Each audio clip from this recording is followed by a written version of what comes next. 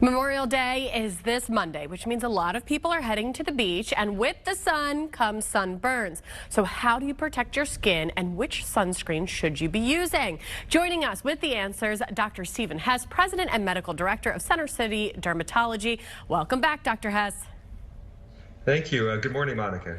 Good morning. So, sunscreen, a lot of people now out buying their sunscreen in anticipation of the summer. What is the best way to protect your skin against the sun?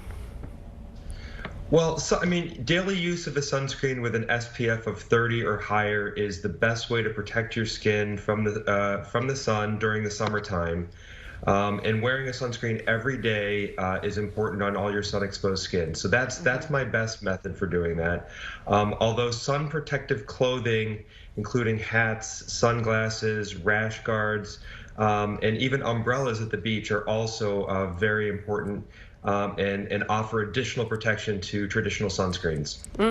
Yeah, something to kind of, at some point, take a little bit of break from that beating sun. So when you turn the bottle around, your sunscreen, and look at the ingredients, what should you be avoiding and what should we be looking for? Well, I think the most important thing you want to look for is a sunscreen that says broad spectrum, and that means that it protects against UVA and UVB light.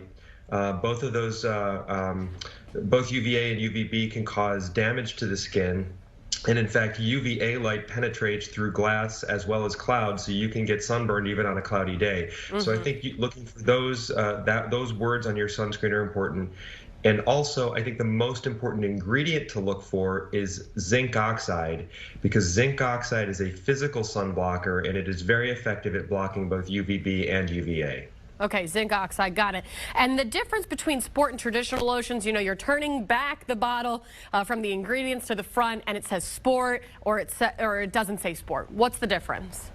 Sure. So sport sunscreen is typically water resistant, and it's either 40 minutes or 80 minutes water resistant.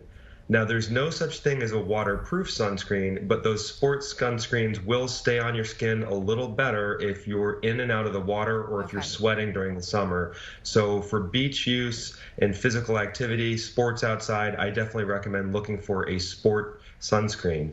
Now, it's important to reapply that sunscreen every 2 hours, even if it says sport, because again, the most that's really going to stay on your skin is about 80 minutes. Okay.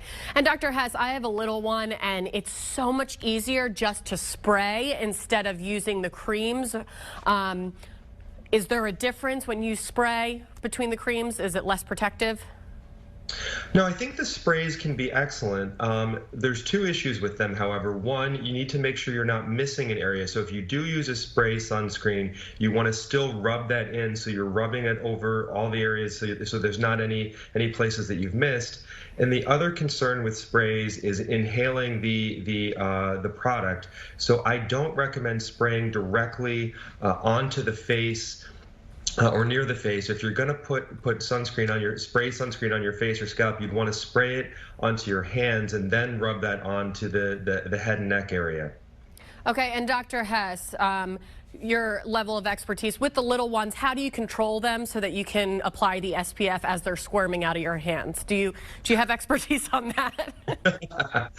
No, I think you have to just try to maybe bribe them with something. Tell them to hold still, and they'll get a treat or something. I'm kidding. You don't have to answer that. I'll figure it out myself. What's the difference between SPF numbers? 30, 50, 70? Does that even matter? Sure, and it does matter. So SPF actually measures the ability of a sunscreen to protect from UVB-induced sunburn. So the higher the number, the more protection you get. You want to look for something at least 30, but higher is actually better, because the problem is that most people don't apply enough sunscreen and they don't reapply it often enough. And so I tell my patients, go as high as you can. If you can find an SPF 50 or even higher than that, that will allow you a little bit of leeway in case you don't apply enough sunscreen or forget to reapply. All right, Dr. Hess from Center City Dermatology, where can people go for more information?